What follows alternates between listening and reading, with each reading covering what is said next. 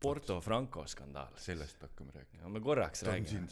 Ta ongi see sama.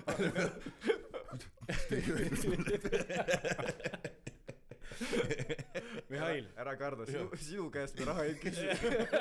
Ei, kuidas sulle meeldiks liituda ühe toreda erakonnaga? Liikmemaks on tõusnud veidi. Aga see ongi nüüd nii, et uusi liikmeid on veidi raske värvata, et kõik teavad, see on nagu hakkad korterit ostma. Ma näen, et teil on see majalaen peal. Ma ei hakka tulema siia. Eks ta hiljem hakkab vastu andma. Alguses annad ise sisse raha, saame kõik korda ja siis hiljem erakond hoolitseb sinu. Keskerakond on investeerinud parem kui krüpto. Võite selle välja lõigata. Muidu Bitcoin jätkuvalt kasvab. Wow.